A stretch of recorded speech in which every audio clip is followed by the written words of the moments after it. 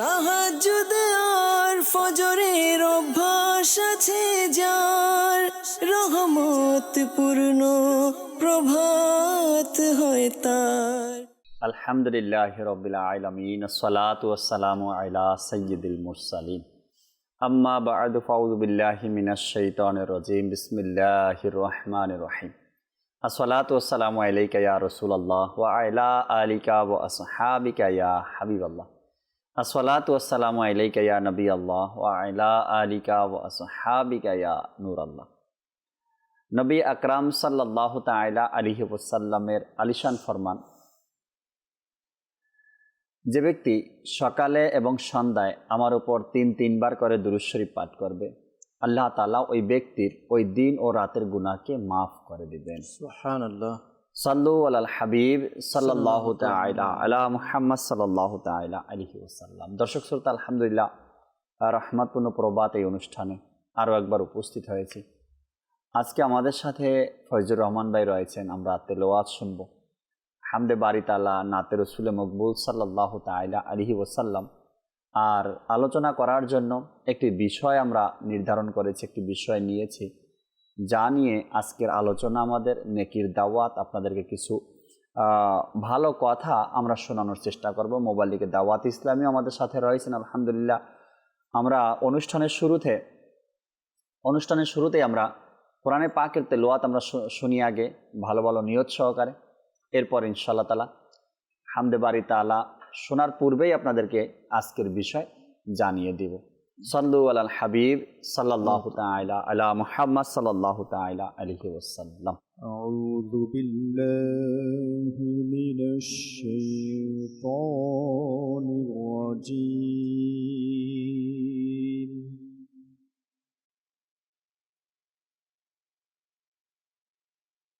বিসমিল্লাহির রহমানির রহিম।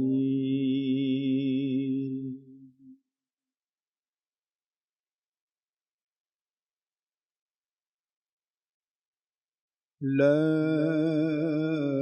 يكلف الله نفسا إلا وسعها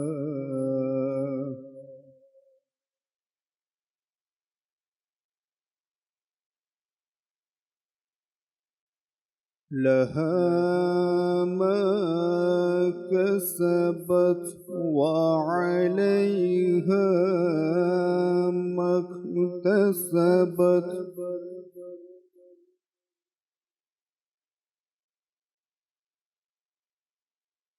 ربنا لا تؤاخذنا إن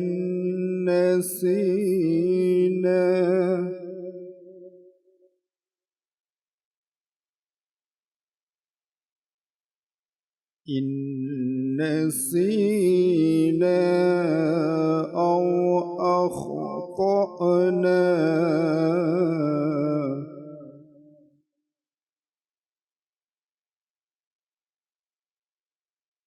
ربنا ولا تحمل علينا إصرا كما حملته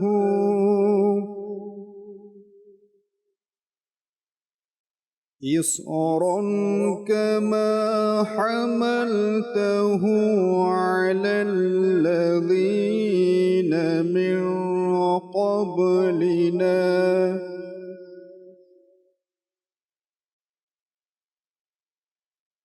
ربنا ولا تحملنا ما لا طاقة لنا به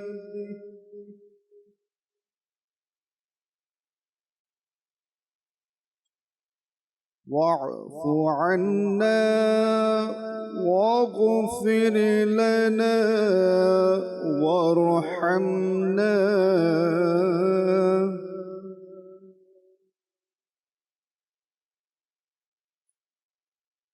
وارحمنا أنت مولانا فانصرنا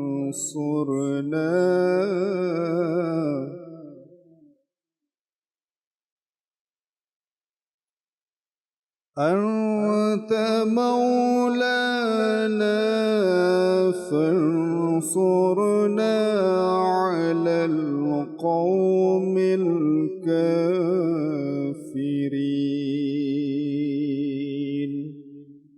آمنت بالله صدق الله العظيم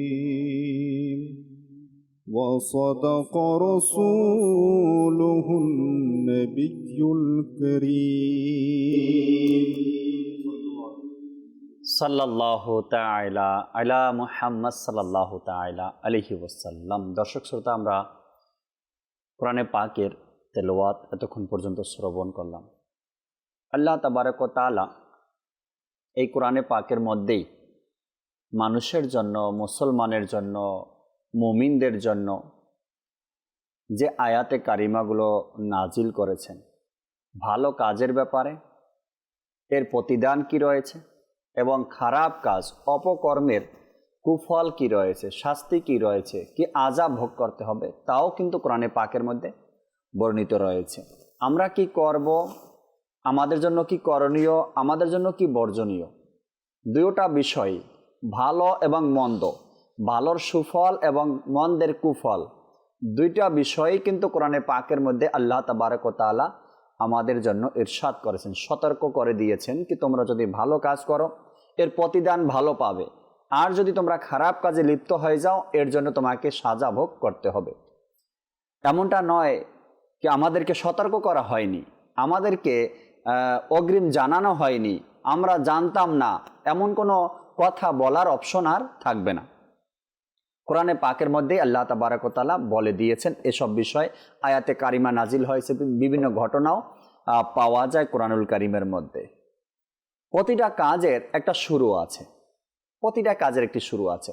আপনি ভালোর কাজ যদি দেখেন, ভালো কাজগুলো এটারও একটা শুরু আছে।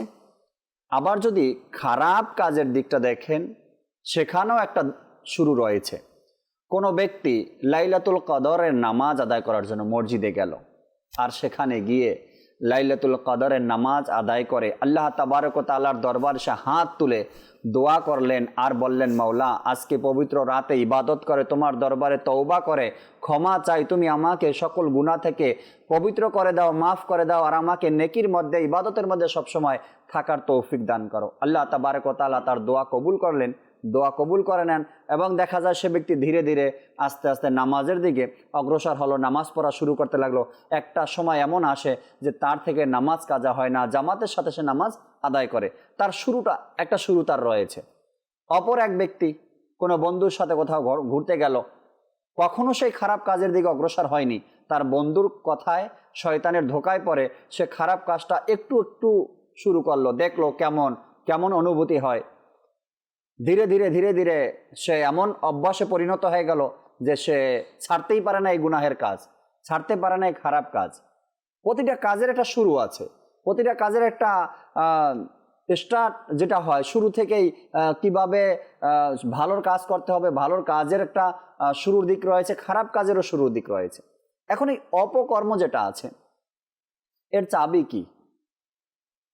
এই অপকর্মের যদি শুরুটা আমরা দেখতে পাই, বা অপকর্মের মূল মাধ্যমটা যদি আমরা খুঁজে পাই, অপকর্মের চাবিটা যদি আমরা বুঝতে পারি যে হ্যাঁ অপকর্মটা এখান থেকে শুরু হয়, তো কমপক্ষে আমরা এটার অপকর্মের বিষয়টা যদি জানতে পারলাম, তো জানতে পারবো, তো আমরা কমপক্ষে এটা থেকে বাঁচতে পারবো। হ্যাঁ, অপকর্মের চাবি বা খারাপ কাজের চাবি, খারাপ কাজের শুরুটা এখান থেকেই হয়, তো কমপক্ষে নিজেকে আমরা বাঁচাতে পারবো। আজকের বিষয় আমরা রেখেছি দর্শক শ্রোতা আলোচনা করার জন্য, অপকর্মের চাবি কি, সেই চাবি, আর সেই অপকর্ম থেকে নিজেকে কিভাবে বাঁচানো যায়।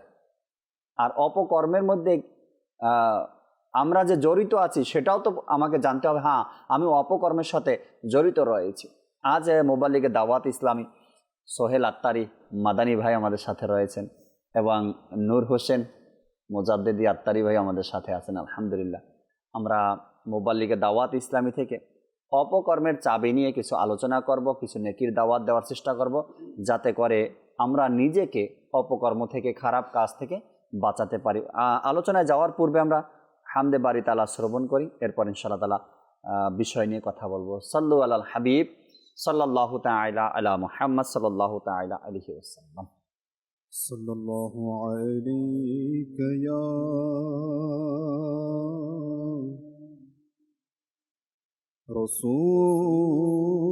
রাসূলুল্লাহ وسلم عليك يا حبيب الله الله الله الله لا إله إلا هو الله الله الله لا إله إلا هو الله الله الله لا إله إلا هو الله الله الله لا إله إلا هو حسبي ربي جل الله ما في قلبي غير الله حسبي ربي جل الله ما في قلبي غير الله نور محمد صلى الله نور محمد صلى الله لا إله إلا الله الله الله الله لا إله إلا هو الله الله الله لا إله إلا هو الله الله الله لا إله إلا هو أول آخر তুমি আল্লাহ জাহির বাতিন তুমি আল্লাহ আউয়াল আখির তুমি আল্লাহ জাহির বাতিন তুমি আল্লাহ হাফিজ নাসির তুমি আল্লাহ হাফিজ নাসির তুমি আল্লাহ লা ইলাহা ইল্লাল্লাহ আল্লাহ আল্লাহ আল্লাহ লা ইলাহা ইল্লাহু আল্লাহ আল্লাহ আল্লাহ লা ইলাহা ইল্লাহু আল্লাহ আল্লাহ আল্লাহ আল্লাহ আল্লাহ আল্লাহ আল্লাহ আল্লাহ আল্লাহ আল্লাহ আল্লাহ লা ইলাহা ইল্লাহু হাসবি রব্বি যে বলবে রহমত বরকত সে পাবে হাসবি রব্বি যে বলবে রহমত বরকত সে পাবে উদ্দেশ্য পূরণ হবে উদ্দেশ্য পূরণ হবে লা ইলাহা ইল্লাল্লাহ আল্লাহ আল্লাহ আল্লাহ লা ইলাহা ইল্লাহু আল্লাহ আল্লাহ আল্লাহ লা ইলাহা ইল্লাহু আল্লাহ আল্লাহ আল্লাহ লা ইলাহা ইল্লাহু খুলে যাবে জান্নাতের দ্বার নিভে যাবে দোজখের নার খুলে যাবে জান্নাতের দ্বার নিভে যাবে দোজখের নার মন থেকে যে একবার বলে মন থেকে যে একবার বলে লা ইলাহা ইল্লাল্লাহ আল্লাহ আল্লাহ আল্লাহ লা ইলাহা ইল্লাহু আল্লাহ আল্লাহ আল্লাহ লা ইলাহা ইল্লাহু আল্লাহ আল্লাহ আল্লাহ লা ইলাহা ইল্লাহু আরজ গোলাম ফকিরের রহমত সদার খোমদের আরজ গোলাম ফকিরের রহমত সদার খোমদের জিকির কবুল করো হে রব জিকির কবুল করো হে রব লা ইলাহা ইল্লাল্লাহ আল্লাহ আল্লাহ আল্লাহু লা ইলাহা ইল্লাহু আল্লাহ আল্লাহ আল্লাহু লা ইলাহা ইল্লাহু আল্লাহ আল্লাহ আল্লাহু লা ইলাহা ইল্লাহু আল্লাহ আল্লাহ আল্লাহ আল্লাহ আল্লাহ আল্লাহ আল্লাহ আল্লাহ আল্লাহ আল্লাহু লা ইলাহা ইল্লাহু আল্লাহ আল্লাহ আল্লাহু লা ইলাহা ইল্লাহু আল্লাহ আল্লাহ আল্লাহু লা ইলাহা ইল্লাল্লাহ মুহাম্মাদুর রাসূলুল্লাহ সাল্লাল্লাহু তাআলা আলাইহি ওয়াসাল্লাম। মাশাআল্লাহ, আমরা হামদে বারি তাআলা শুনছিলাম। দর্শক শ্রোতা, আজকের যে বিষয় রেখেছি অপকর্মের চাবি। নুর হোসেন ভাইয়ের কাছে আসব শুরুতেই। অপকর্মের চাবি সম্পর্কে কিছু মাদানী ফুল আমরা শ্রবণ করি। জি, অপকর্মের চাবি অর্থাৎ যেটাকে আমরা বলতে পারি যে মূল যে বিষয়টা, জি, অপরাধের মূল, খারাপের মূল, সত্যিকার অর্থে এই বিষয়টা আমাদের জানা দরকার। কেননা এই বিষয়টা এমন একটা বিষয় যেটা হাদিস শরীফে স্পষ্টভাবে যেটা উল্লেখিত রয়েছে। জি, কোরআনুল কারীমের মধ্যেও আল্লাহ তাআলা যে বিষয়ের জন্য বান্দাকে সতর্ক করেছে যাতে করে বান্দা নিজেকে সেটা থেকে সুরক্ষিত থাকে। রাইট। কেননা সেটার পরিণতি ভয়াবহতা খুবই। এখন বান্দা একে তো জেনে সেটা থেকে বাঁচবে, আরেকটা হচ্ছে জানার পরেও সেটাকে না জানার ভান ধরা, সেটাকে অনীহা করা, অর্থাৎ এড়িয়ে চলা। এখন এটা কতটা ভয়াবহতা হবে ওই বান্দার জন্য যে জানার পরও সেটার উপর আমল করে না। আল্লাহ রাসূল সাল্লাল্লাহু তাআলা আলাইহি ওয়াসাল্লাম ইরশাদ ফরমান যে প্রত্যেকটা নেশাগ্রস্ত বস্তু হারাম। জি, তো এর মধ্যে মদ যে বিষয়টি রয়েছে স্পষ্টভাবে বলা হয়েছে সেটা বান্দার জন্য হারাম করা হয়েছে, আর সেটা হইতেছে অপকর্মের চাবি। আর এই বিষয়টা আজকে আমাদের পুরো বিশ্বের মধ্যে মুসলমানদের মধ্যে, অন্য ধর্মাবলম্বীর বিষয় আমি যাব না, কেননা আমাদের ধর্মের মধ্যে কি নিষেধ রয়েছে, কি আমাদের জন্য হুকুম রয়েছে, সেটা আমার জন্য জানা ফরজ। এখন এই যে মদের যে বিষয়টা, অপকর্মের যে মূল, এই বিষয়টা আমার জন্য হারাম করা হয়েছে আল্লাহ তাআলার পক্ষ থেকে, আল্লাহ রাসূল সাল্লাল্লাহু আলাইহি ওয়াসাল্লামের পক্ষ থেকে। এখন আমি হারাম জানা সত্ত্বেও আজকে যদি আমরা একটু দেখি সমাজের মধ্যে, আমাদের দেশের মধ্যে মুসলমান আজকে এই বিষয়ে খুবই অসচেতন। আজকে যদি দেখি সমাজের মধ্যে একটা মানুষের উত্তম বস্তু সেটা হচ্ছে তার বিবেক এবং তার অনুভূতি। এই বিবেক আর অনুভূতি জাকির ভাই চিন্তা করেন, যখন সেটা নষ্ট হয়ে যায় তখন পশুর সাথে তার আর কোনো অমিল থাকে না, পার্থক্য থাকে না। কেননা বিবেক যখন মানুষ হারিয়ে ফেলে পশুর মতো কাজ সে করতে পারে। আর বলা হয়েছে অপকর্মের চাবি, অপকর্মের মূল এই মদ হইতেছে একটা মানুষের বিবেক অনুভূতিকে নষ্ট করে দেয়। তো এটা বলার অপেক্ষা রাখে না যে এটা কতটা নিকৃষ্ট, কতটা সমাজ গৃহীত, কতটা মানে জঘন্য হতে পারে এই কাজটা। কিন্তু আজকে মুসলমান আফসোসের বিষয় হচ্ছে এই জিনিসটাকে না জেনেও না জানার ভান ধরে আছে। আর এই জিনিসটা দেখেন, আমরা যদি দেখি সমাজে যারা নেশাগ্রস্ত, যারা নেশা উদ্রেককারী বস্তু গ্রহণ করে থাকে, তারা সমাজে কতটা নিকৃষ্ট। তারা সমাজ কতটা বিনষ্টকারী, পরিবারকে বিনষ্টকারী, তারা একটা প্রতিবেশী না, একটা পুরো সোসাইটিকে তারা বিনষ্ট করে ফেলে করছে। এখন বিষয়টা হচ্ছে জানার পরেও তারা কেন নিচ্ছে, তারা কেন এই সমাজটাকে বিনষ্ট করার জন্য আরও সামনের দিকে অগ্রসর হচ্ছে?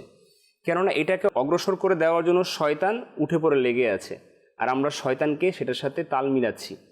আজকে দেখেন কোনো শান্তি বিরাজমান নেই এই অপকর্মের চাবির কারণে। একটা স্ত্রী তার স্বামী মদ গ্রহণ করার কারণে, একটা স্ত্রী তার স্বামী থাকা সত্ত্বেও যেন মনে হয় বিধবার মতো তার জীবন অতিবাহিত করতেছে। আহা, একটা সন্তান, ছেলে মেয়ে সংসারের মধ্যে বাবা থাকা অবস্থায় মনে এতিমের মতো সে অতিবাহিত করতেছে তার জীবনগুলোকে। কেন?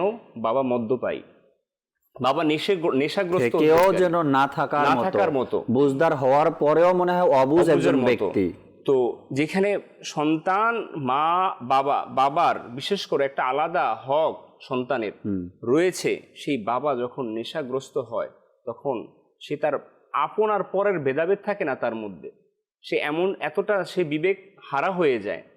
তো এই যে জিনিসগুলা, তো এখানে বলা হয়েছে এই যে একটা বস্তু মদ, এই মদটাকে যখন সে গ্রহণ করবে সে সমাজের মধ্যে তখন জঘন্য থেকে জঘন্য পাপ কাজের মধ্যে লিপ্ত হবে, অপরাধী হয়ে যাবে। হুজুর সাল্লাল্লাহু তাআলা আলাইহি ওয়াসাল্লাম ইরশাদ ফরমান, সাহাবায়ে কেরাম আলাইহিমুর রিদওয়ান উপস্থিত ছিলেন, তখন বলতেছেন যে বনি ইসরাইলের এক ব্যক্তি ছিল, বনি ইসরাইলের ওই ব্যক্তি তাকে এক নারী আহ্বান করলো ব্যভিচারীর জন্য।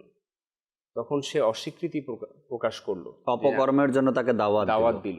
সে তখন অস্বীকৃতি প্রকাশ করলো, না এটা খারাপ, এটা আল্লাহ তাআলার নারাজি একটি কাজ। তখন তাকে বলা হলো তুমি শুকরের গোশত ভক্ষণ করো। তখন সে অস্বীকৃতি প্রকাশ করলো, না এটা তো হারাম রয়েছে।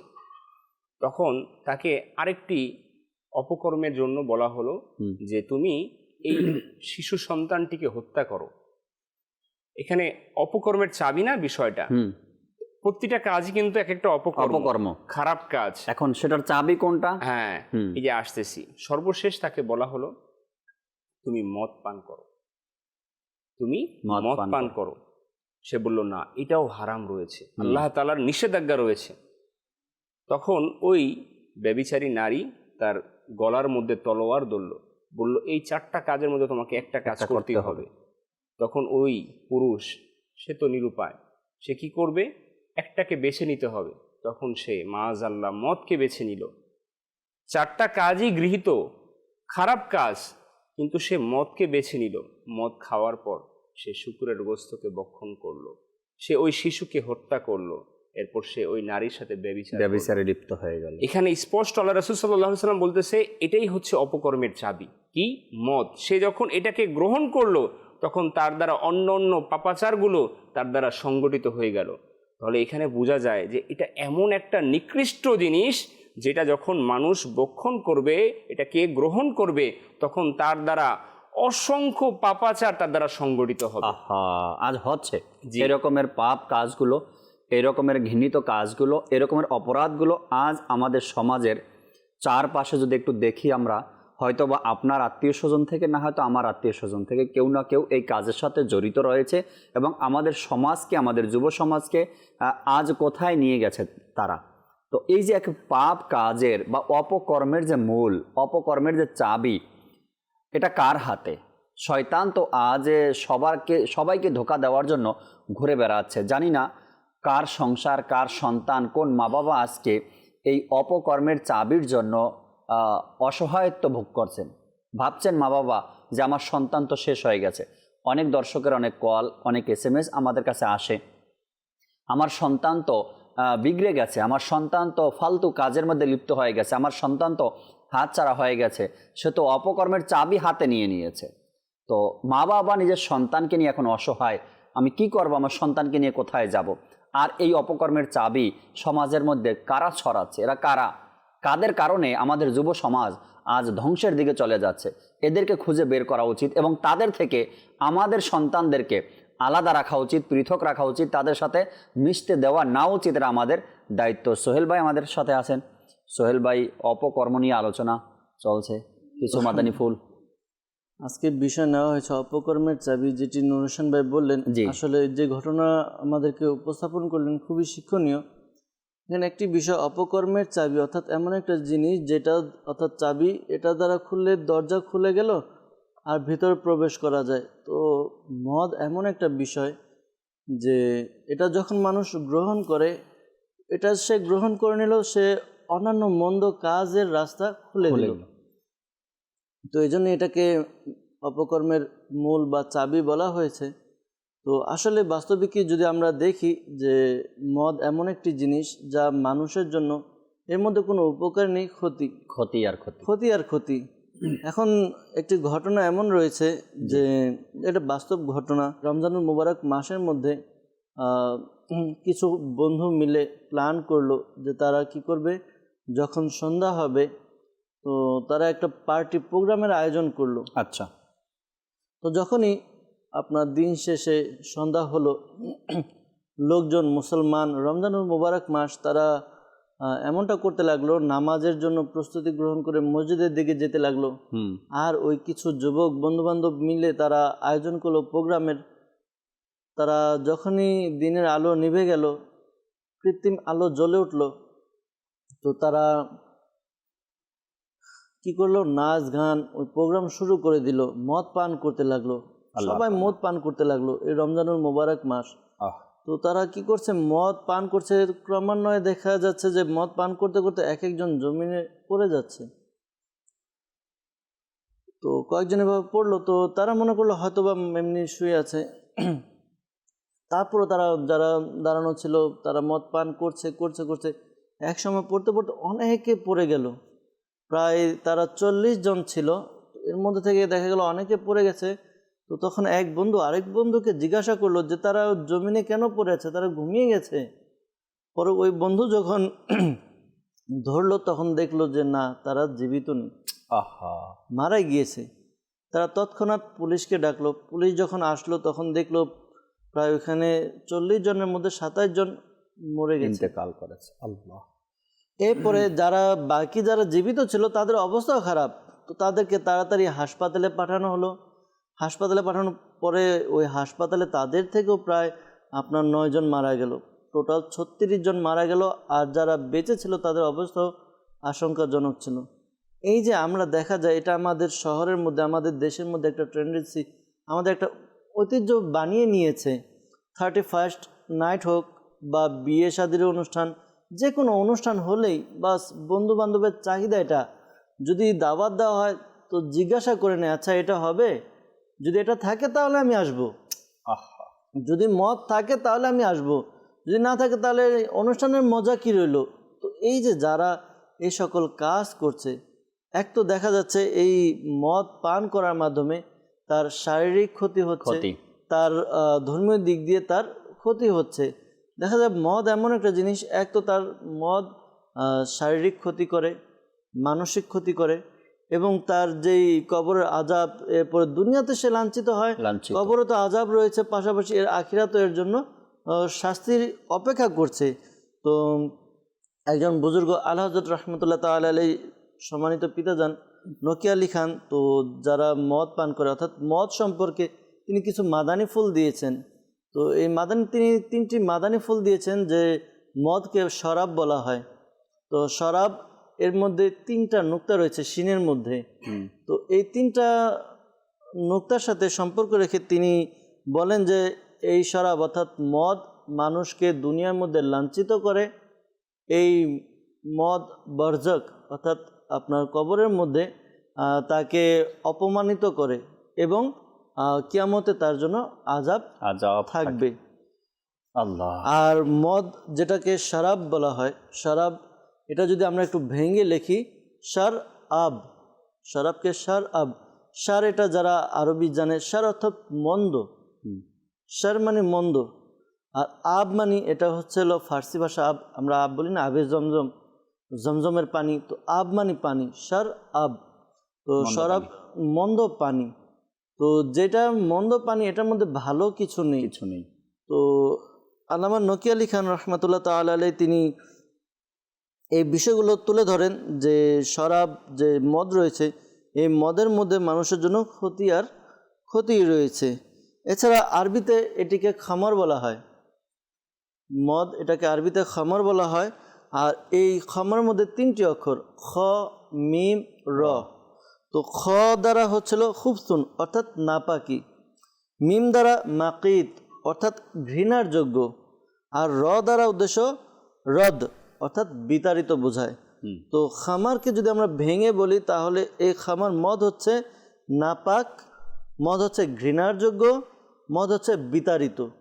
তো এই যে বিষয়গুলো উলামায়ে কিরাম বলেছেন, উলামায়ে কিরাম যেগুলো উল্লেখ করেছেন, তো এ থেকে বোঝা যায় যে মদের মধ্যে কোনো কিছু ভালো নেই, মন্দই মন্দ। আবার দেখেন সোহেল ভাই, যে বিষয়গুলো নাকি আলী খান রহমতুল্লাহি তালালাই তিনিও যে মাদানী ফুল দিয়েছেন, এবং সমাজের মধ্যে যদি কোনো ব্যক্তি সোহেল ভাই মদ পান করে, জি, আজ না হয় কাল ওই ব্যক্তির ব্যাপারে সমাজের মানুষ জেনে যায়। জি, যতই গোপন করার চেষ্টা করুক না কেন, সে যখন মদ পান করে নেশাগ্রস্ত অবস্থায় যখন সে বের হয়, তার হালত, তার অবস্থা দেখে মানুষ বুঝে যায় যে সে নেশা করেছে।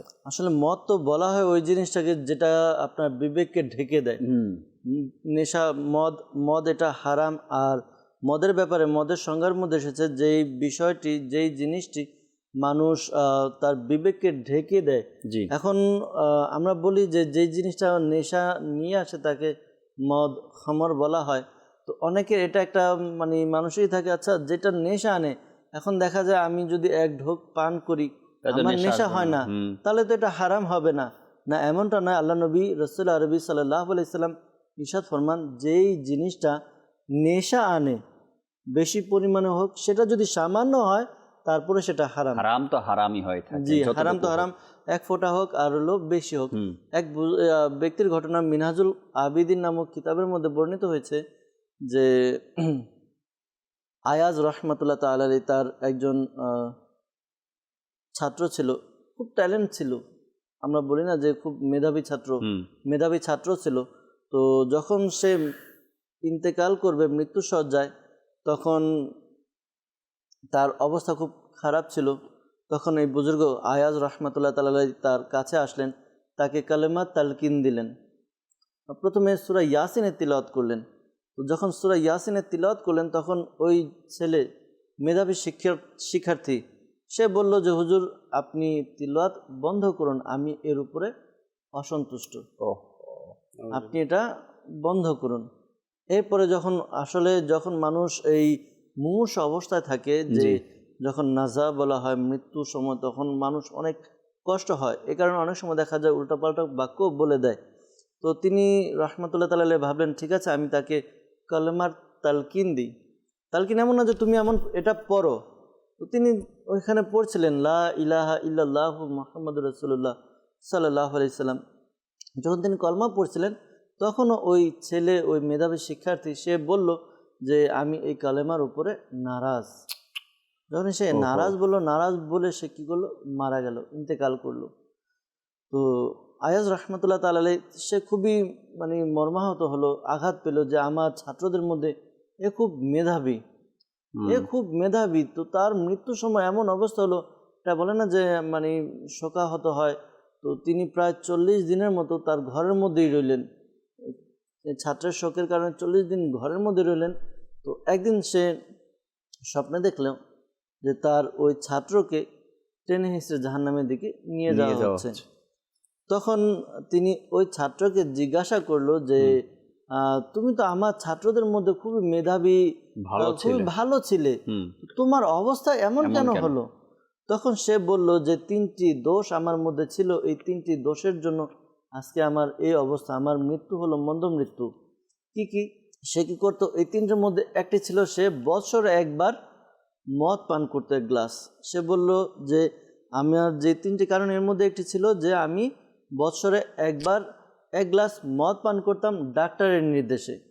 নেশা হিসাবে করতো না, ডাক্তারের পরামর্শ ওষুধ হিসাবে সে মদ পান করত। আর এই মদ পান করার কারণে তার কি হলো, মন্দ মৃত্যু হলো। একটু চিন্তা করি যে যে জিনিসটি হারাম, এটা তো মনে করেন আমরা পান করছি, এটা আলাদা বিষয়। এই যুবক, এই ছাত্র, সে মদ পান করতো ওষুধ হিসাবেও, তারপরেও সে কি করলো না, বাঁচলো না, তার তার মৃত্যু ঈমান হারা হয়ে তার মৃত্যুর সময় তার কালেমা নসিব হলো না, কালেমার প্রতি তার অনীহা প্রকাশ করেছে সে। তো আল্লাহ তাআলার দরবারে দোয়া করি, আল্লাহ তুমি আমাদের সমাজ থেকে এই অপকর্মের চাবি যেন উঠে যায়, সরে যায়, যেন এগুলো যেন দূর হয়ে যায়। আল্লাহ তাআলা হিফাজত দান করুক। আমরা নাতে রসুলে মকবুল সাল্লাল্লাহু তাআলা আলাইহি ওয়াসাল্লাম শ্রবণ করি, এরপরে আপনাদের কল, SMS এগুলো নেওয়ার চেষ্টা করো। ফয়জুর রহমান ভাই কালাম শুনিয়ে দিন। সাল্লু আলাল হাবিব সাল্লাল্লাহু তাআলা আলা মুহাম্মদ সাল্লাল্লাহু তাআলা আলাইহি ওয়াসাল্লাম।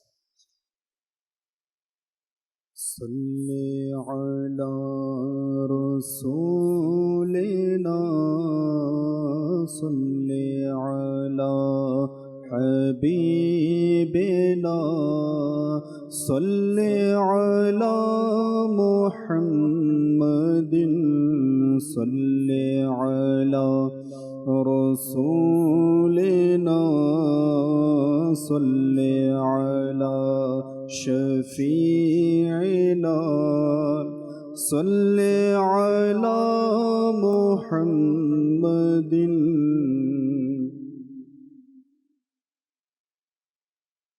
কি মহান শান ও মর্যাদা তোমার,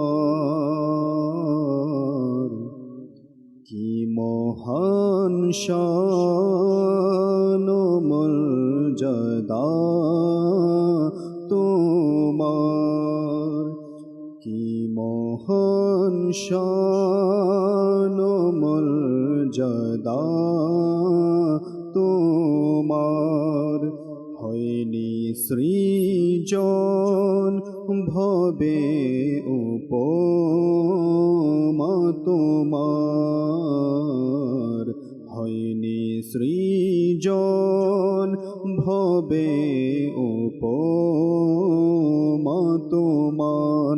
ইয়া হাবিবি ইয়া রাসূলুল্লাহ, ইয়া হাবিবি ইয়া রাসূলুল্লাহ, ইয়া হাবিবি ইয়া রাসূলুল্লাহ, ইয়া হাবিবি ইয়া রাসূলুল্লাহ, ইয়া হাবিবি ইয়া রাসূলুল্লাহ, ইয়া হাবিবি ইয়া রাসূলুল্লাহ। কি মহান শান ও মর্যাদা তোমার, হয়নি সৃজন ভবে উপমা তোমার। এই পৃথিবীতে ধনী হোক বা গরীব, এই পৃথিবীতে ধনী হোক বা গরীব, পেয়েছে সকলে দক্ষিণা তোমার, পেয়েছে সকলে দক্ষিণা তোমার। কি মহান শান ও মর্যাদা তোমার, হয়নি সৃজন ভবে উপমা তোমার। ইয়া হাবিবি ইয়া রাসূলুল্লাহ, ইয়া হাবিবি ইয়া রাসূলুল্লাহ, ইয়া হাবিবি ইয়া রাসূলুল্লাহ, ইয়া হাবিবি ইয়া রাসূলুল্লাহ, ইয়া হাবিবি ইয়া রাসূলুল্লাহ, ইয়া হাবিবি ইয়া রাসূলুল্লাহ। কি মহান শান ও মর্যাদা তোমার, হয়নি সৃজন ভবে উপমা তোমার। ফিরে যায়নি গরিব খালি হাতে, ফিরে যায়নি গরিব খালি হাতে।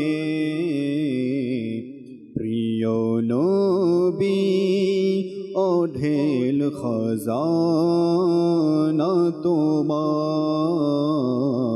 প্রিয় নবী অঢেল খজানা তোমার।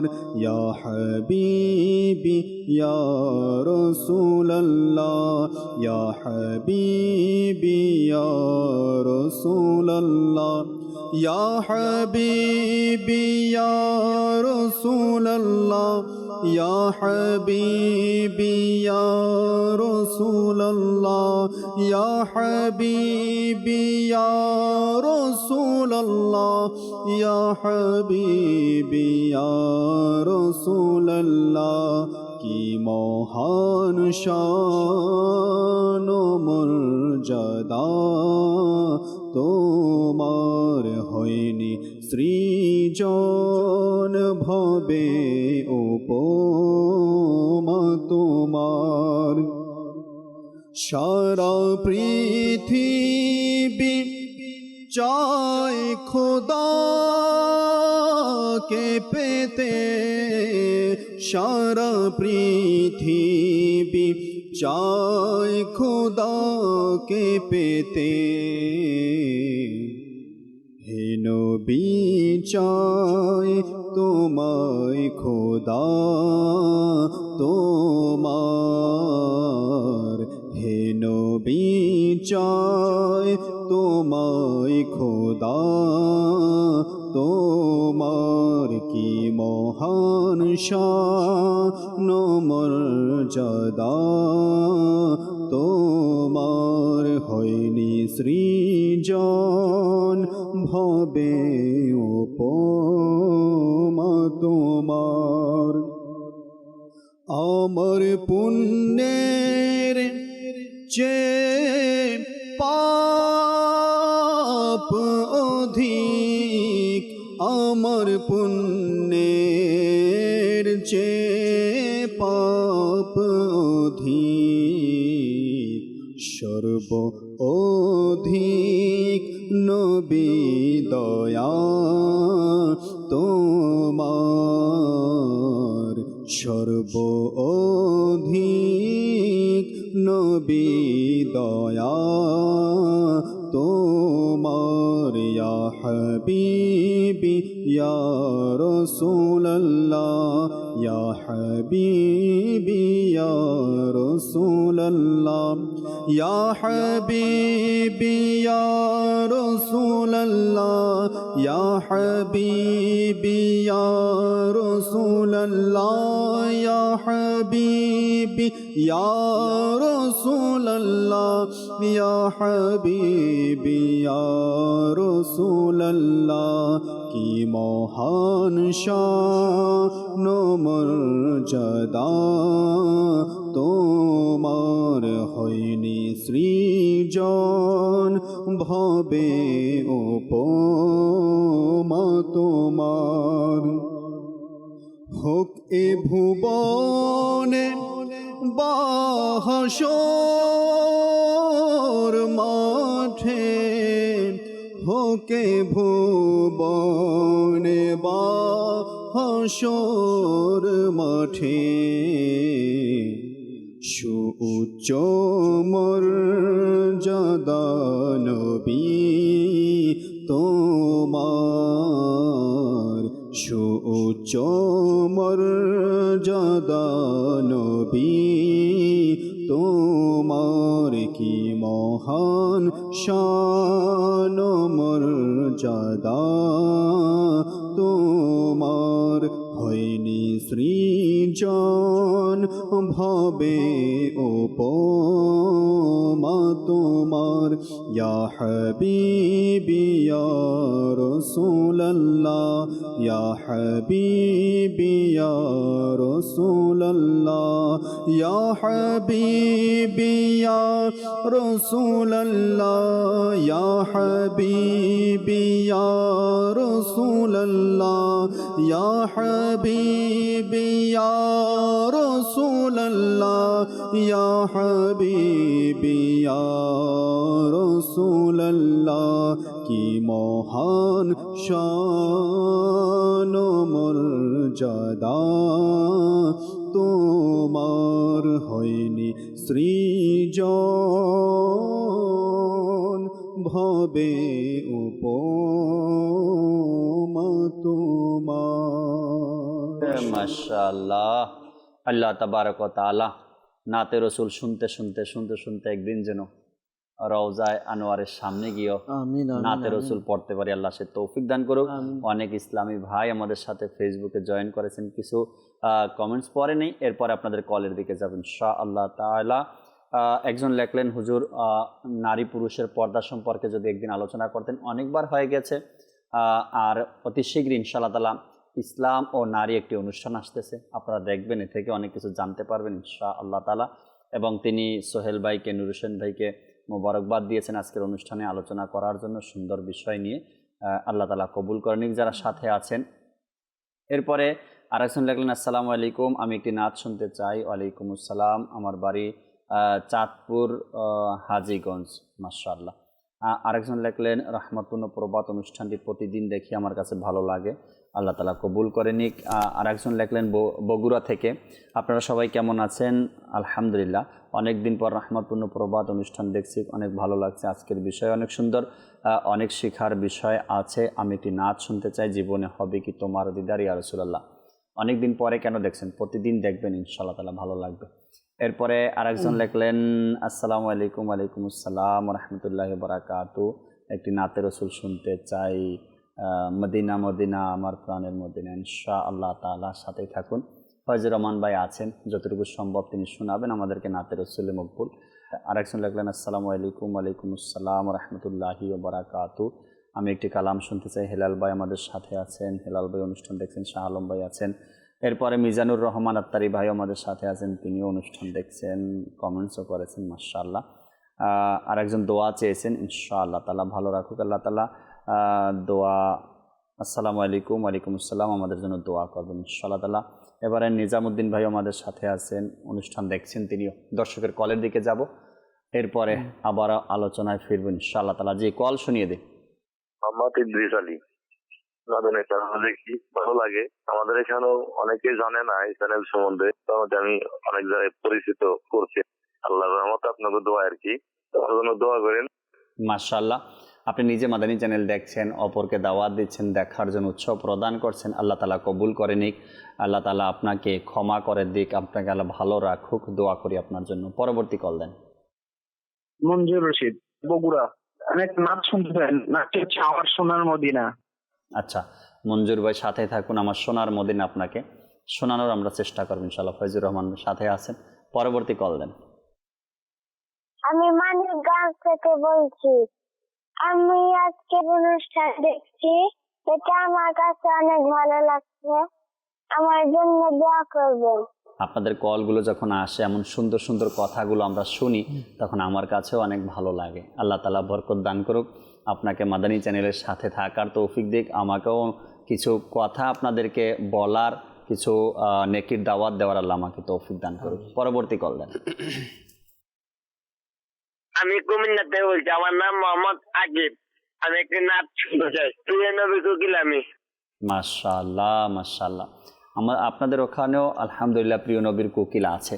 আমাদের রফিক ভাই কুমিল্লাতে থাকেন, ওনার বাড়ি কুমিল্লাতে, প্রায় সময় মাদানী চ্যানেলে আসেন, আমাদেরকে নাচ শোনান। আজকেও ইনশাআল্লাহ তাআলা ফয়জুর রহমান ভাই আছেন, তার থেকে আমরা প্রিয় নবীর কোকিল শুনে নেব ইনশাআল্লাহ তাআলা। পরবর্তী কল দেন। আমার নাম আব্দুল হক, আমি মাদানী চ্যানেলটা দেখিয়া শুনি, খুব ভালো লাগছে, আমাদের জন্য দোয়া করবেন। মাশাআল্লাহ, মাদানী চ্যানেলটা দেখে আপনার খুব ভালো লাগতেছে, দোয়া চেয়েছেন। আল্লাহ তাআলা ভালো রাখুক। মাদানী চ্যানেল দেখবেন সব সময়, যা বলা হয় চেষ্টা করি আমরা কিছু আমল করার জন্য, নিজের জীবনটাকে সুন্দর মতো সাজানোর আমরা চেষ্টা করি। আজকের যে বিষয় রেখেছি আমরা, অপকর্মের চাবি। নুর হোসেন ভাই থেকে আরও কিছু আমরা কথা শ্রবণ করি, শুনি আমরা এই বিষয় সম্পর্কে। এরপর ইনশাআল্লাহ তাআলা অনুরোধের যে কলগুলো ছিল আমরা কিছু কালাম শোনানোর চেষ্টা করব আপনাদেরকে। জি নুর হোসেন ভাই। মিশকাতুল মাসাবি শরীফের একখানা হাদিস শরীফ। জি জি।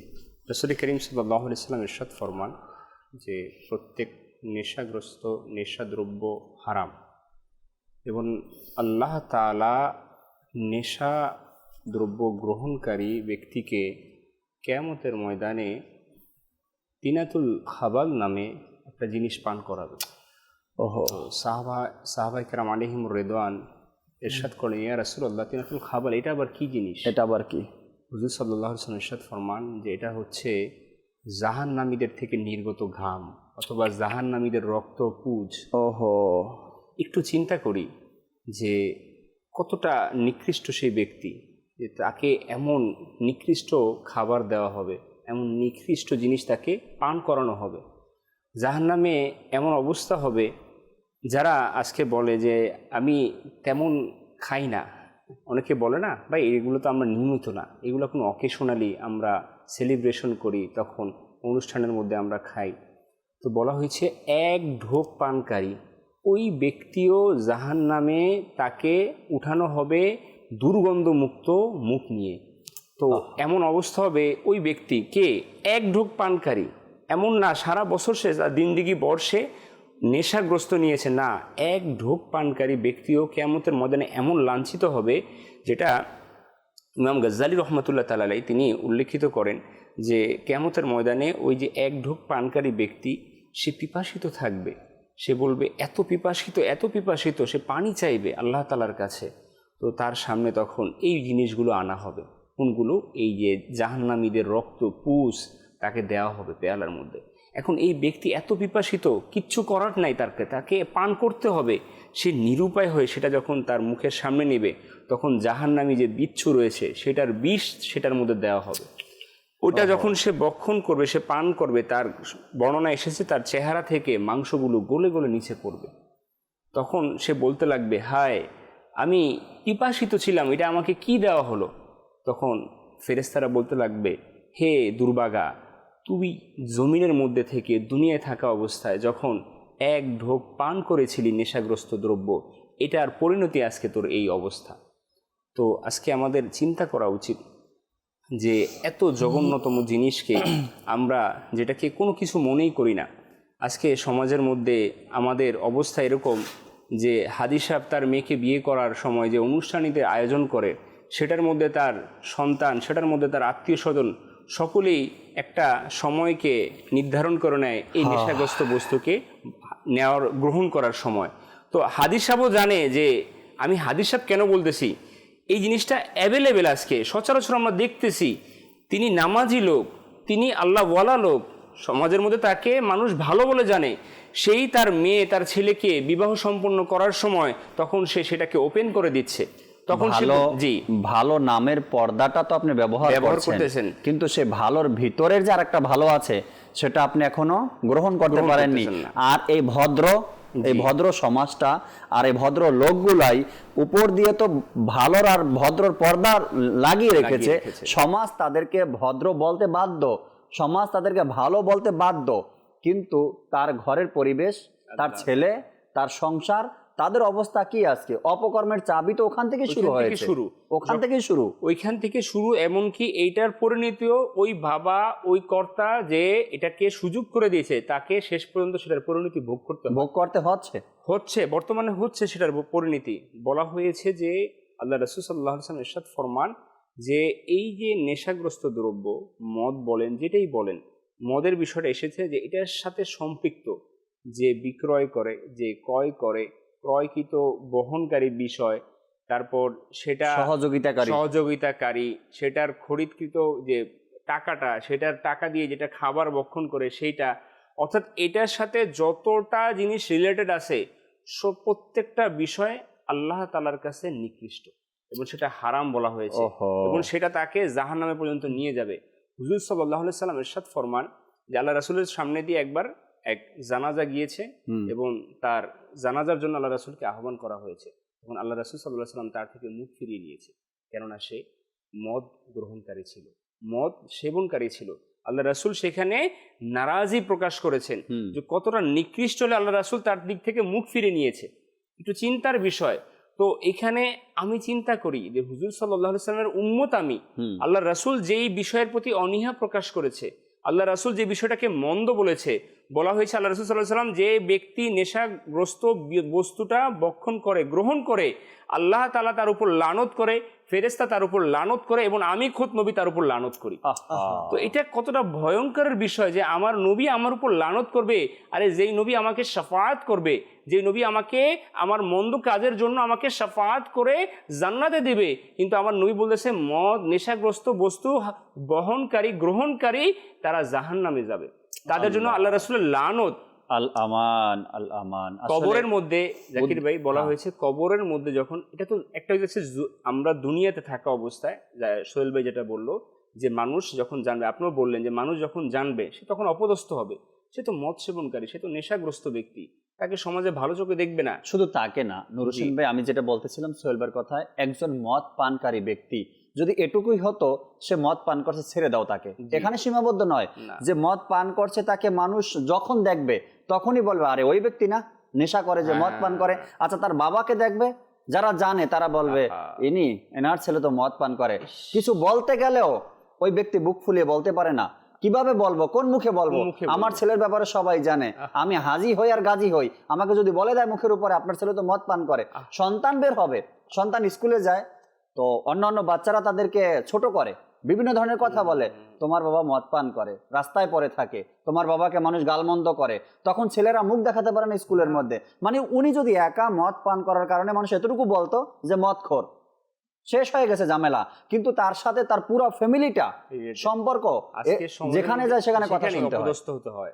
আজকে এমনও আমাদের সমাজের মধ্যে আমরা দেখতে পাই যে কোনো মেয়ের যখন রিশতা আসে, সম্পর্ক আসে, যখন ওই পরিবার জানতে পারে যে মেয়ের বাবা অথবা মেয়ের ভাই নেশাগ্রস্ত, মদ এগুলো গ্রহণ করে, তখন সেই মেয়ের সম্পর্ক সেখানে ইতি টানে, সেখানে শেষ হয়ে যায়, সেই মেয়ের ওই পরিবারের সাথে কেউ সম্পর্ক করতে চায় না।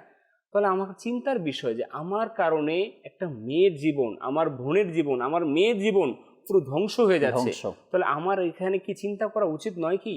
বলা হয়েছে এটা তো জমিনের অবস্থা, তার অপদস্থতার, হ্যাঁ। এবং আচ্ছা বলা হয়েছে যে জমিনের মধ্যে, দুনিয়ার মধ্যে ওয়াজিব হচ্ছে যে মদ গ্রহণ করবে তার ৮০টা বেতের আঘাত তাকে দেওয়া হবে, এটা ওয়াজিব শরীয়তের দৃষ্টিকোণ থেকে। হয়তো এটা আমাদের দেশে কানুন কার্যক্রম নয়, কিন্তু বলা হয়েছে যদি হাদিস শরীফে বলা হয়েছে যদি তাকে জমিন এটা নাও দেওয়া হয়, কিন্তু কিয়ামতের ময়দানে পুরো সমগ্র দুনিয়াবাসীর সামনে তাকে বেতের আঘাত করা হবে, কতটা লাঞ্ছিত করা হবে তাকে, কবরের মধ্যে তাকে শায়িত করা হবে, হোক সে মদ পানকারী, সে হোক নেশাগ্রস্ত, আমরা তো তাকে শোয়াবো ঠিক মুসলমান রীতিনীতি অনুযায়ী, তাকে কেবলার দিকে মুখ করিয়ে দিব। তো বলা হচ্ছে কেবলার দিকে মুখ করে তো শোয়ানো হলো, কিন্তু আফসোস নেশাগ্রস্ত মদ খাওয়ার কারণে তার কেবলা থেকে মুখ ফিরিয়ে নেওয়া হবে, মুখ ফিরে যাবে। অন্যদিকে আমাদেরকে দুইজন দর্শক খুবই গুরুত্বপূর্ণ কমেন্টস করেছেন। একজন বললেন কি আসসালামু আলাইকুম। ওয়ালাইকুম আসসালাম, আমি রাজশাহী থেকে দেখছি। বললেন কি তার আম্মা জান রহমতপূর্ণ প্রবাদ নিয়মিত দেখেন, এখন বর্তমানে শারীরিকভাবে অসুস্থ আছেন, তিনি দোয়া চেয়েছেন আমাদের কাছে যাতে করে আল্লাহ তাআলা তাকে শেফা দান করে। দোয়া করি আমরা সুস্থ হয়ে যাক তাড়াতাড়ি করে, মাদানী চ্যানেলের সামনে যেন সবসময় বসতে পারেন, দেখতে পারেন, শিখতে পারেন। আল্লাহ তাআলা ভালো রাখুক। তারিকুল ইসলাম ভাই, যদি এই মুহূর্তে আপনার আম্মাজান অনুষ্ঠান দেখেন তো দেখতেছেন, দোয়া করছি তার জন্য, না হয়তো আপনি তাকে বলে দিন হ্যাঁ রহমতপূর্ণ প্রবাদ অনুষ্ঠানে দোয়া করা হয়েছে, আল্লাহ তাআলা সকল মাকেই ভালো রাখুক। আর মা আপনাকে বলবো আপনি অসুস্থ আছেন, আপনার সন্তানদের জন্য দোয়া করেন, কেননা এক তো অসুস্থ ব্যক্তির দোয়া আল্লাহ তাআলার দরবারে কবুল, আর মা বাবার দোয়া সন্তানের জন্য কবুল হয়। আপনি আপনার সন্তানের জন্য দোয়া করেন, আপনার সন্তান যেন দিনদার হয়ে যায়, নামাজি হয়ে যায়, মুত্তাকি হয়ে যায়, হালাল উপার্জন করতে পারে, মা বাবার খেদমত যেন করতে পারে।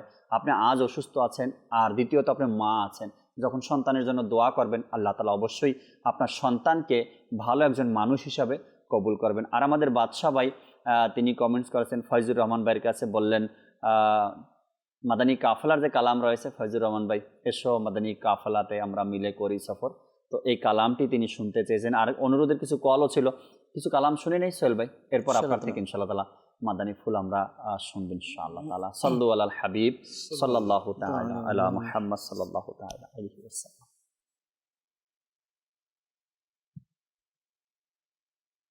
প্রিয় নবীর কোকিলামি মদিনা আমার বাগান, তারি ধ্যানে মগ্ন থাকি করি তারি গুণগান। আল্লাহ আল্লাহ আল্লাহ আল্লাহ আল্লাহ আল্লাহ আল্লাহ আল্লাহ আল্লাহ আল্লাহ আল্লাহ আল্লাহ আল্লাহ। সেই বাগানে দিনে রাতে আসে কত ফেরেশতা, সেই বাগানে শুয়ে আছেন নবীদের উপদেষ্টা। সেই বাগানে দিনে রাতে আসে কত ফেরেশতা, সেই বাগানে শুয়ে আছেন নবীদের উপদেষ্টা। সেই বাগানের জন্য আমি সেই বাগানে দেব প্রাণ, তারি ধ্যানে মগ্ন থাকি করি তারি গুণগান। আল্লাহ আল্লাহ আল্লাহ আল্লাহ আল্লাহ আল্লাহ আল্লাহ আল্লাহ আল্লাহ আল্লাহ আল্লাহ আল্লাহ আল্লাহ। সোনার মদিনা আমার প্রাণের মদিনা, সব ভুলিব কিন্তু তোমায় ভুলতে পারি না। সব ভুলিব কিন্তু তোমায় ভুলতে পারি না। ভুলিনি ভুলব না ভুলতে পারি না। ভুলিনি ভুলব না ভুলতে পারি না। সব ভুলিব কিন্তু তোমায় ভুলতে পারি না। সব ভুলিব কিন্তু তোমায় ভুলতে পারি না।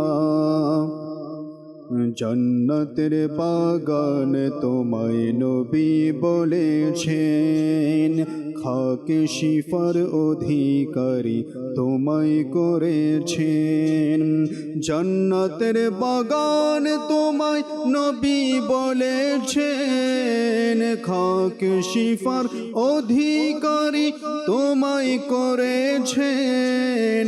তোমার বুকে প্রবাহিত নূরের ঝরনা, সব ভুলিব কিন্তু তোমায় ভুলতে পারি না।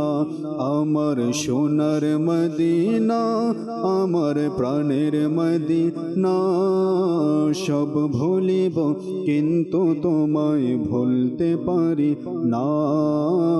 সব ভুলিব কিন্তু তোমায় ভুলতে পারি না। মদিনা মদিনা আমাদের মদিনা, মোদের জানো প্রাণ হতে প্রিয় মদিনা। এ অপূর্ব পরিবেশ সুবাসিত বাতাস, এ অপূর্ব পরিবেশ সুবাসিত বাতাস, সুগন্ধে সুরভিত লোভিত সারা মদিনা সুগন্ধে সুরভিত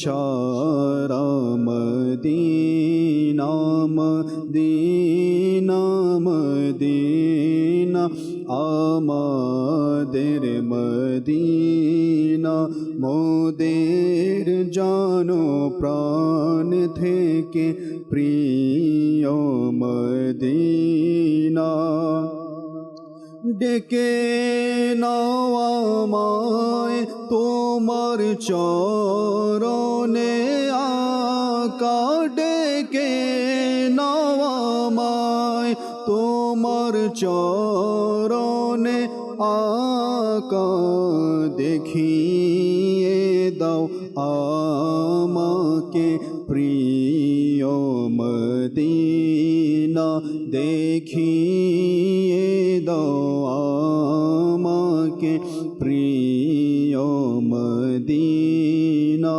মদিনা মদিনা আমাদের মদিনা মোদের জানো প্রাণ হতে প্রিয় মদিনা।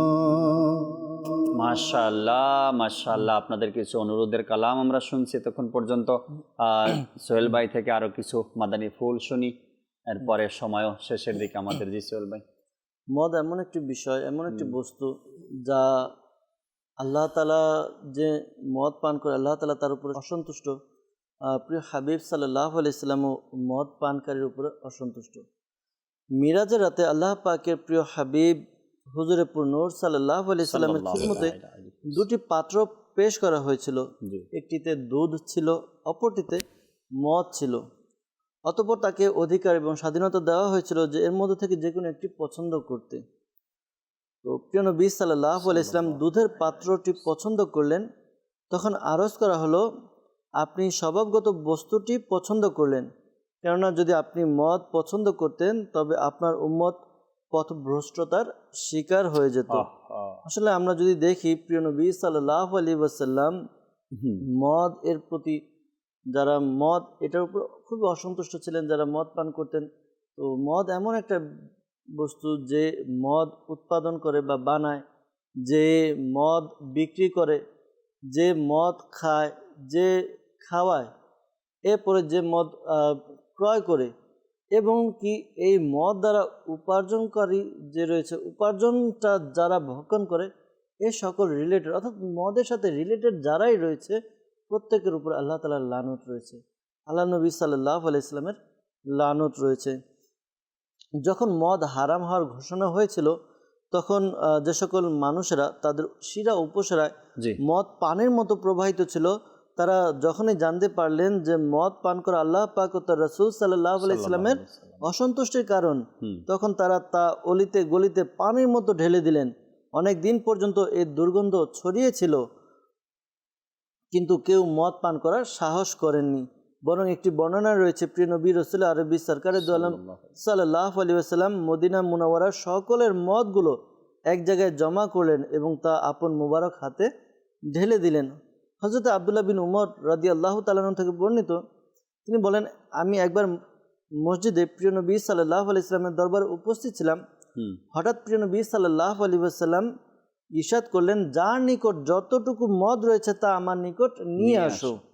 একথা শোনার সাথে সাথে সকল সাহাবায়ে কিরাম আলাইহিমুর রিদওয়ান নিজ নিজ ঘরের দিকে গেলেন।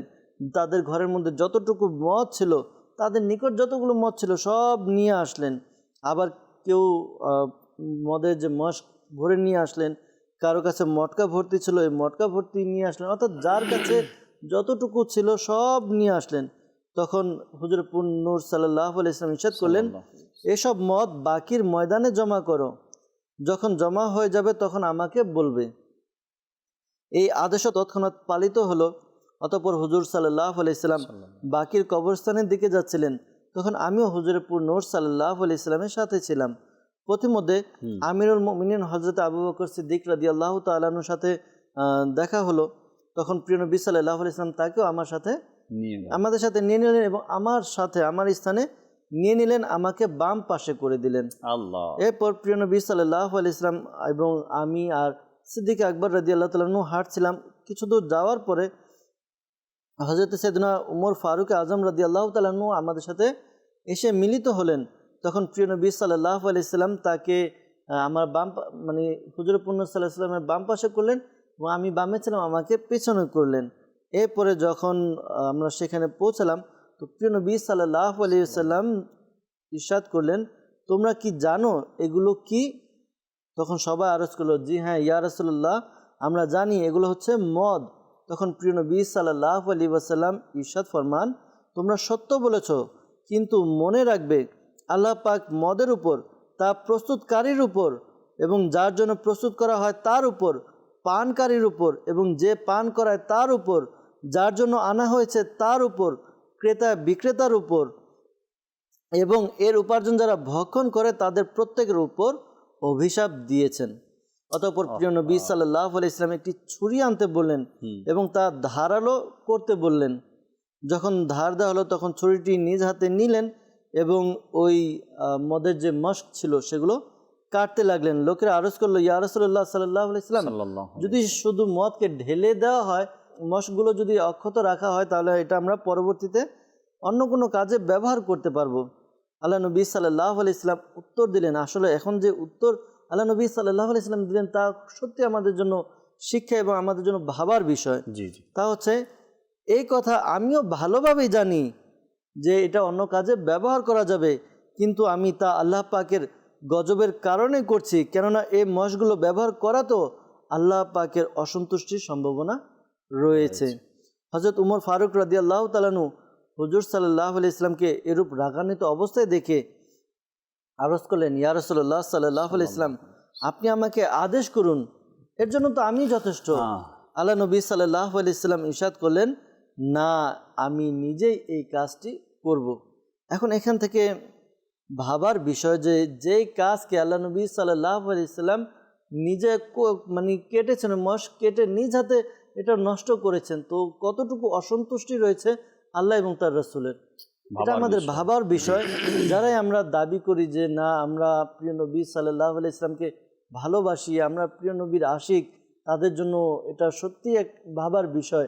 যেই জিনিসকে আমাদের প্রিয় নবী সাল্লাল্লাহু আলাইহি সাল্লাম নিষেধ করেছেন, অসন্তুষ্টি প্রকাশ করেছে, সেই বিষয়টা আমরা কিভাবে গ্রহণ করি, এটা আমাদের জন্য এক ভাবার বিষয়। আর আজকাল দেখা যায় যে বিষয়টি আমাদের নুরুশনভাবে বললে আমাদের মধ্যে এটা এতভাবে প্রচলিত, এতভাবে এটা আম হয়েছে যে হয়তো দেখা যায় যে এর মধ্যে মানে খুব কম লোকই রয়েছে যারা বেঁচে থাকে। তারা দেখা যায় কোনো না কোনোভাবে অনুষ্ঠানের নাম হোক বা এমনি তো ভালো থাকে, কিন্তু অনুষ্ঠানের নামে হোক বা বিভিন্নভাবে হোক তারা কি করে, এই মদের মধ্যে লিপ্ত হয়ে যায়, মদ পানে। আর মদ পান করার দ্বারা মানুষের অর্থনৈতিক ক্ষতি হয়, সামাজিক ক্ষতি হয়, চারিত্রিক ক্ষতি হয়, তার দৈহিক ক্ষতি হয়। আপনার সবচাইতে সভ্যশীল বা উন্নত দেশ হিসেবে আমরা ব্রিটেনকে বলি যে ওই ব্রিটেন খুবই উন্নত একটি দেশ। এই দেশের মধ্যে একটি প্রতিবেদন এসেছে, সরকারি প্রতিবেদন, যে মদের দ্বারা তাদের কেমন আর্থিক ক্ষতি হয়। তো প্রতিবেদনে এসেছে যে মদ পানের কারণে সরকারকে প্রতি বছর 200 কোটি পাউন্ড ক্ষতি পোহাতে হয়।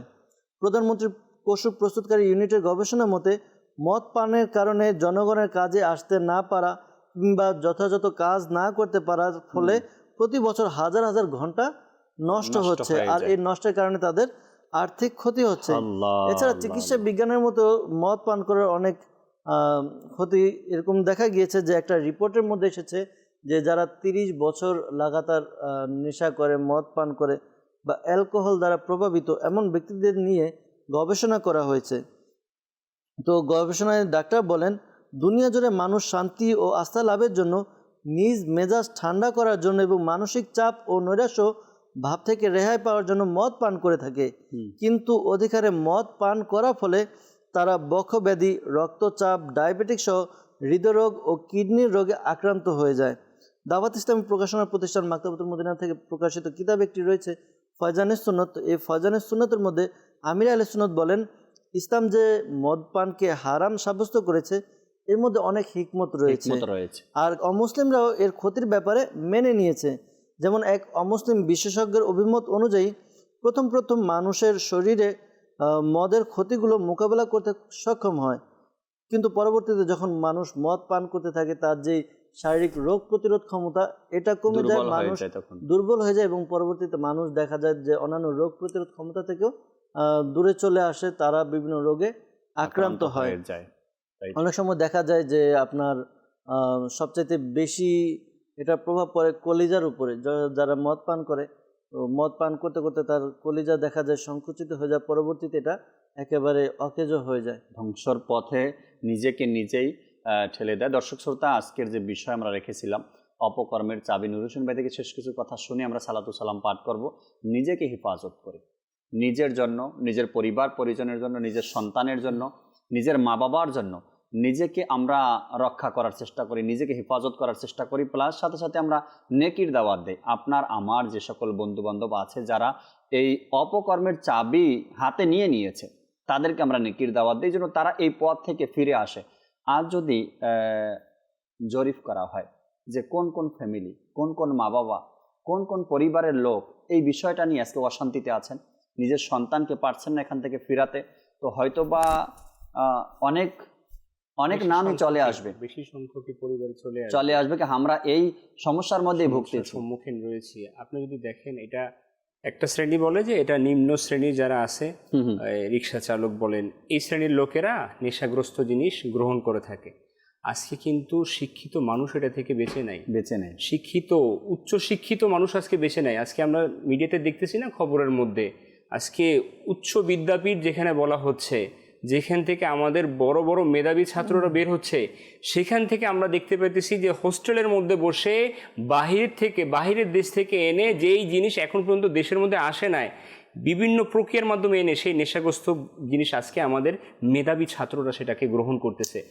আজকে সব ধরনের মানুষের মধ্যেই এটা বিরাজমান রয়েছে। এখন আমাকে একটু চিন্তা করতে হবে, যেই জিনিসটা আমাকে কাল কিয়ামতের ময়দানে ফেরাউন হামানের মতো বান্দাদের সাথে আমাকে জাহান্নামে দাঁড়াতে হবে কিয়ামতের ময়দানে, তো সেটা কতটা নিকৃষ্ট হবে। তো আমি বলবো আজকে ওই পরিবারকে, আপনার সন্তানকে আপনি উচ্চ বিদ্যা দেওয়ার জন্য, মেধাবী করার জন্য, একজন দায়িত্বশীল দেশের নাগরিক করার জন্য সচেষ্ট রয়েছেন, কিন্তু আপনি সচেষ্ট কি এটাই রয়েছেন যে আপনার সন্তান, আপনি কি এটাকে গ্যারান্টি দিতে পারবেন আপনার সন্তান এটা থেকে বেঁচে আছে, হেফাজত নিজেকে সুরক্ষিত করতে পারবে? কখন করতে পারবে? যখন আপনার সন্তানকে আপনি এই বিষয়ে জ্ঞান ইলম দান করবেন। আপনার সন্তান যখন জানবে এটা হারাম, এটা নিকৃষ্ট, তখন সে নিজেকে এটা থেকে হেফাজত করতে পারবে। আফসোসের বিষয় হচ্ছে মা বাবা যতটুকু সচেষ্ট তার দুনিয়াবী বিষয় নিয়ে, যদি অতটুকু কিছু পরিমাণ সচেষ্ট তার আখেরাতকে নিয়ে করতো, তাহলে তার সন্তান, তার পরিবার এই জঘন্যতম কাজ থেকে নিজেকে সুরক্ষিত করতে পারত। এই জন্য আমাদের ঘরের মধ্যে হোক, আমাদের প্রতিষ্ঠানের মধ্যে হোক, এই বিষয়গুলোকে আসলে তুলে ধরা দরকার। আজকে সমাজ, বিশেষ করে আজকে সরকার পর্যন্ত এই বিষয়টাকে নিয়ে খুবই সচেষ্ট। কি আজকে নেশা আমাদের সমাজকে, আমাদের সমাজের যারা যুবক রয়েছে এই শ্রেণীর লোকদেরকে ধ্বংস করে দিচ্ছে। এটার জন্য মিছিল হচ্ছে, সমাবেশ হচ্ছে, মিটিং হচ্ছে, কনফারেন্স হচ্ছে, কিন্তু উপায় কি? সমাধান পাচ্ছে না। সমাধান কেন পাচ্ছে না? সমাধান এই জন্যই পাচ্ছে না, আজকে আমাদের সমাজকে, আজকে যুব সমাজকে শরীয়ত দ্বীনি জ্ঞান এটা দেওয়া হচ্ছে না সঠিকভাবে। যদি আমরা পারিবারিকভাবে আমাদের সন্তানকে আমরা দ্বীনি জ্ঞান দেই, যদি আমরা প্রাতিষ্ঠানিকভাবে আমাদের এটা আমরা জাস্টিফাই করি, এটা কি দরকার আছে, এখানে কতটুকু ইলম দেওয়া দরকার আছে, শুধু আমরা দুনিয়াবী জ্ঞান দিলাম, এটার পাশাপাশি আমরা দ্বীনি জ্ঞানও প্রচার করি, আমার বিশ্বাস তাহলে হয়তোবা আমাদের আস্তে আস্তে করে এই যে জঘন্যতম বিষয়, যে অমূল্যের এই চাবি, যে অপকর্মের চাবি রয়েছে, এটা থেকে আমরা বাঁচতে পারবো। অবশ্যই ইনশাআল্লাহ তাআলা। আল্লাহ তাআলা আমাদেরকে নিজের পরিবার থেকে, নিজের সমাজ থেকে, নিজের দেশ থেকে এই অপকর্মের চাবি যেন সবাই মিলে দূর করতে পারি, আল্লাহ তাআলা সে তৌফিক দান করুক। অনুরোধ আবারও করব যে যাদের মধ্যে এই খারাপ অভ্যাসটা রয়েছে, মদ পান করা, অপকর্মের চাবি যারা হাতে নিয়েছি, আমরা ফিরে আসি ভালোর পথে, চলে আসি ইসলামের পথে, চলে আসি দ্বীনের পথে। আমরা ওই দিকটা ছেড়ে দেই, আমরা নিজেকে হেফাজত করি, নিজের পরিবারকে বাঁচাই, নিজের সন্তানের দিকে তাকাই, নিজের মা বাবার দিকে তাকাই। আল্লাহ তাআলা আমাদেরকে আমল করার এবং শয়তানের ধোঁকা থেকে বাঁচার তৌফিক দান করুক। আগামী পর্বে আবার ইনশাআল্লাহ তাআলা উপস্থিত হব রহমতপূর্ণ প্রবাদ এই অনুষ্ঠানে নতুন আরেকটি বিষয় নিয়ে আমরা আলোচনা করব। আসুন আমরা দাঁড়িয়ে সালাতু সালাম পাঠ করি। হে আরবের মরু প্রান্তর, তোমার বসন্ত কে সালাম। হে আরবের মরু প্রান্তর, তোমার বসন্ত কে সালাম। তোমার পবিত্র ফুল আর পবিত্র কাটা কে সালাম। তোমার পবিত্র ফুল আর পবিত্র কাটা কে সালাম।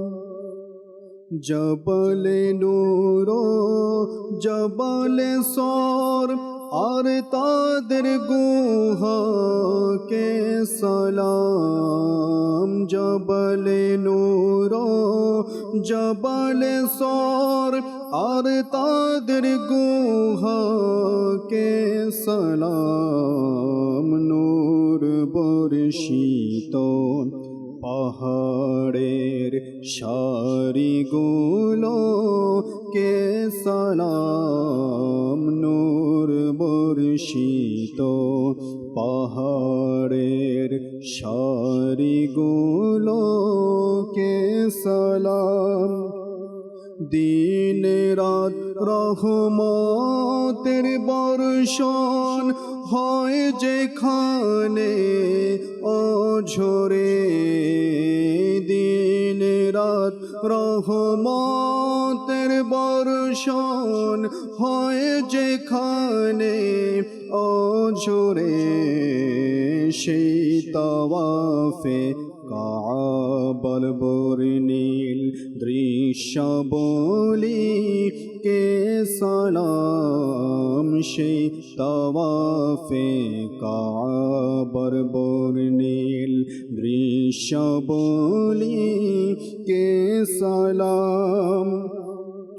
রুকনে শামি ও ইরাকি আর ইয়ামানির প্রতি দুরূদ। রুকনে শামি ও ইরাকি আর ইয়ামানির প্রতি দুরূদ।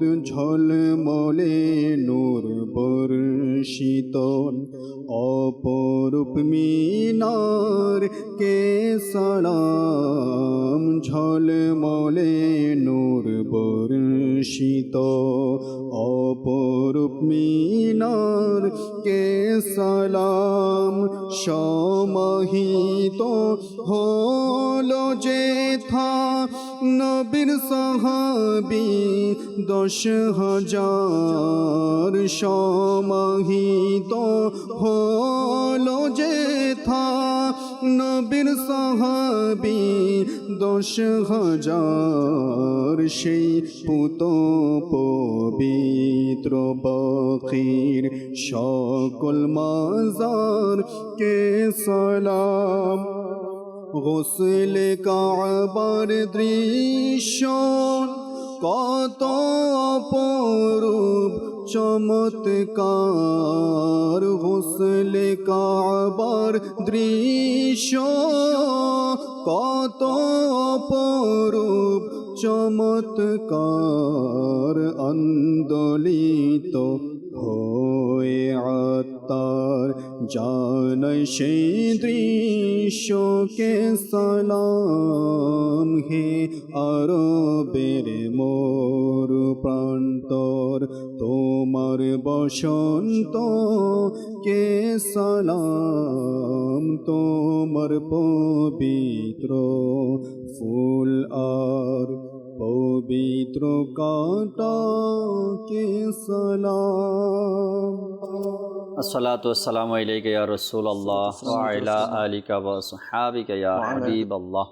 সুবহানাকা আল্লাহুম্মা ওয়া বিহামদিকা লা ইলাহা ইল্লা আনতা আস্তাগফিরুকা ওয়া আতুবু ইলাইক। সুবহানাকা আল্লাহুম্মা ওয়া বিহামদিকা লা ইলাহা ইল্লা আনতা আস্তাগফিরুকা ওয়া আতুবু ইলাইক। সুবহানাকা আল্লাহুম্মা ওয়া বিহামদিকা লা ইলাহা ইল্লা আনতা আস্তাগফিরুকা ওয়া আতুবু ইলাইক। আসসালাতু ওয়াসসালামু আলাইকা ইয়া নবী আল্লাহ ওয়া আলা আলিকা ওয়া আসহাবিকা ইয়া নূর আল্লাহ, লা ইলাহা ইল্লাল্লাহু মুহাম্মাদুর রাসূলুল্লাহ সাল্লাল্লাহু তাআলা আলাইহি ওয়াসাল্লাম। তাহাজ্জুদে আর ফজরের অভ্যাস আছে যার, রহমত পূর্ণ প্রভাত হয় তার।